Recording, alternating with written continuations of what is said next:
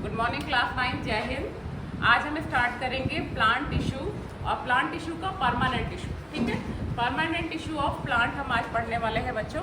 Permanent tissue of plant जो है वो है 3 टाइप ऑफ परमानेंट टिश्यू है। आपको मैंने पहले भी बताया है there are 3 type of permanent tissue. First is parenchyma, then collenchyma और स्क्लेरेन्काइमा। लाइन बाय लाइन आज हम उसको डिफ्रेंशिएट करके क्लियर करेंगे आपको कि पैरेन्काइमा कहाँ पे कैसे होंगे, फिर कोलेन्काइमा कैसे हैं और उनकी सेल कैसी है, उनका फंक्शन क्या है और स्क्लेरेन्काइमा कहाँ पे पाए जाएंगे। ठीक है, तो सबसे पहले हम स्टार्ट करते हैं पैरेन्काइमा। तो जो भी प्लांट्स आप देखते हो ना, प्लांट्स के हर पार्ट में, चाहे रूट हो, स्टेम हो, लीफ हो, flowers and fruit, each and every part जो होगा वो पैरेन्काइमा टिश्यू का बना हुआ है। ठीक है, पैरेन्काइमा टिश्यू के जो सेल होते हैं उनके बीच में इंटरसेलुलर स्पेस होता है। Cell lose the ability to do. अभी पहले एक चीज़ और समझ लीजिए कि जब हमने मैरिस्मेटिक टिश्यू पढ़ा था तब मैंने बताया था तुम लोगों की एकदम न्यू लीफ जो होती हैं, जो अभी ग्रो कर रही हैं, वो मैरिस्मेटिक टिश्यू की होती हैं। जिस दिन वो ग्रो करना बंद हो गई, it's convert into a permanent tissue. ठीक है, ये दिमाग में रखिएगा। इस बच्चे ने मुझसे पूछा था अभी कि मैम परमानेंट टिश्यू कहाँ पे होते हैं या पैरेन्काइमा टिश्यू कहाँ पे होते हैं। तो पैरेन्काइमा टिश्यू का ही पूरा होल प्लांट बना हुआ है जो आपको दिखता है ऐसे ग्रीन प्लांट। ठीक है, तो जब प्लांट ग्रो करना बंद हो, जो लीफ जो है प्रॉपर, जितनी बड़ी, अगर आम की पत्ती देखोगे ना तो जितना बड़ा उसका साइज होता है वो अपनी प्रॉपर साइज ले ले, अब उससे लंबा वो ना पेड़ होने वाला है और ना उसकी ग्रोथ होने वाली है। ठीक है, और जहाँ पे वो स्टेम ग्रो करना बंद हो, जो रूट ग्रो करना बंद हो जाए या जो लीफ ग्रो करना बंद हो जाए, उसे हम कहते हैं परमानेंट टिश्यू। ठीक है, अब हम पढ़ेंगे पैरेन्काइमा टिश्यू। पैरेन्काइमा टिश्यू क्या होते हैं? इनकी जो सेल होते हैं lose the ability to divide. अभी तक सेल डिवीजन लगातार हो रहा था, इन मैरिस्मेटिक टिश्यू में सेल डिवीजन हो रहा था, लेकिन अब क्या है, अब जो सेल डिवीजन, जिस दिन सेल डिवीजन, जब सेल डिवीजन बंद हो गया तो वो it's convert into a permanent tissue and which kind, that is parenchyma. इसलिए अब ये क्या करने लगे कि स्पेसिफिक रोल करने लगे, मतलब अब इनके पास न्यूक्लियस आ गया, इनके पास वैक्यूल्स आ गए, सेल ऑर्गेनेलीज आ गए, फोटोसिंथेसिस की प्रोसेस होने लगी। क्योंकि मैंने बताया था मैरिस्मेटिक टिश्यू में फोटोसिंथेसिस नहीं होता, लेकिन अब यहाँ पे क्या होगा, फोटोसिंथेसिस भी होगा। ठीक है, process of taking a permanent shape, size and function. अब इनका शेप भी, साइज और इनका काम सब क्या हो गया, फिक्स्ड हो गया। ठीक है, इनके स्ट्रक्चर देखिए कैसा होता है ये स्ट्रक्चर। ये एक तो पहले इनके सेल जो होते हैं लिविंग होते हैं, जीवित होते हैं। ठीक, लार्ज सेंट्रल वैक्यूल। अब वैक्यूल बन जाएगा, आपको प्लांट सेल जब बताया था तो बताया था कि उसमें लार्ज वैक्यूल होता है।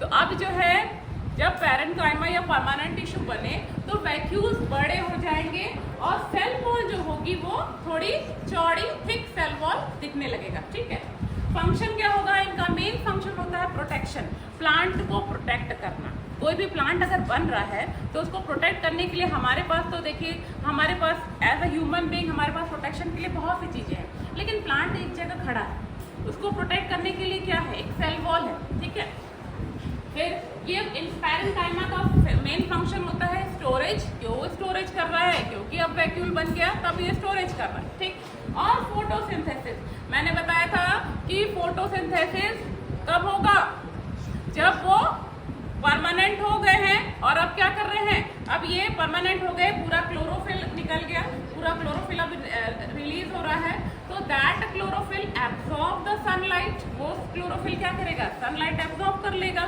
जिसके कारण अब ये क्या फंक्शन कर रहे हैं, दैट इज द फोटोसिंथेसिस। अब ये फोटोसिंथेसिस करने लगे। ठीक है, एक चीज और समझ लीजिए बेटा कि मैंने कहा कि पैरेन्काइमा टिश्यू जो होते हैं वो ईच एंड एवरी प्लांट में पाए जाते हैं, फ्रूट्स में भी, फ्लावर्स में भी, हर जगह। ठीक है, तो देखिए अगर मान लीजिए कि ये एक प्लांट है और यहाँ लीव्स हैं, फिर उसके बाद ये बर्ड्स हो गए और फ्लावर एक बना लो। चलो ये रफ डायग्राम फ्लावर बना लो, तो ठीक है। अब मुझे पता है, आपको भी मालूम है कि लीफ जो होती है ग्रीन कलर की होती है ड्यू टू क्लोरोफिल, तो दैट पैरेन्काइमा, अब इसका नाम हो जाएगा क्लोरेन्काइमा। इसे क्या कहेंगे, क्लोरेन्काइमा कहेंगे। क्यों, कब कहेंगे, जब जहाँ पे क्लोरोफिल पाया जाएगा, जिस परमानेंट टिश्यू में क्लोरोफिल पाया जाएगा, इट्स कन्वर्ट इनटू अ क्लोरेन्काइमा। अब क्या बन गया वो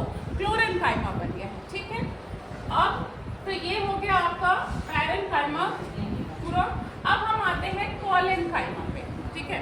कॉलेनकाइमा देखिए, कॉलेनकाइमा मिलता का second permanent tissue that is the collenchyma. अच्छा, कॉलेनकाइमा बताने से पहले मैं एक चीज और बताऊं कि जैसे मैंने यहाँ बताया ना कि इंटरसेलर स्पेस होता है, सेल के बीच में इंटरसेलर स्पेस होता है, तो कुछ जो सेल्स होती हैं, कुछ जो पैरेनकाइमा होते हैं, उनके सेल के बीच बहुत ज़्यादा इंटरसेलर स्पेस हो जाता है, जिसके कारण उनकी पत्तियां जो होती हैं पानी में तैरने लगती हैं।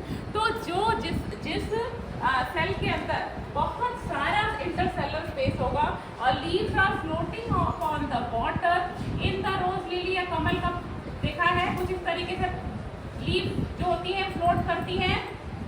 तो जहाँ पे लीफ फ्लोट कर रही है और जिस टाइप के टिश्यू से बना हुआ है वो, उसे कहेंगे हम एरेनकाइमा, ठीक है। तो पैरेनकाइमा का में दो चीजें और बताई मैंने, क्लोरेनकाइमा जो लीफ ग्रीन लीफ में होगा वो क्लोरेनकाइमा होगा, और जहाँ पे फ्लोट करेंगी बहुत इजी वे में फ्लोट सिस्टम स्टार्ट हो जाएगा तो वो होगी आपकी एरेनकाइमा। ये आपका हो गया पैरेनकाइमा। नेक्स्ट है कॉलेनकाइमा।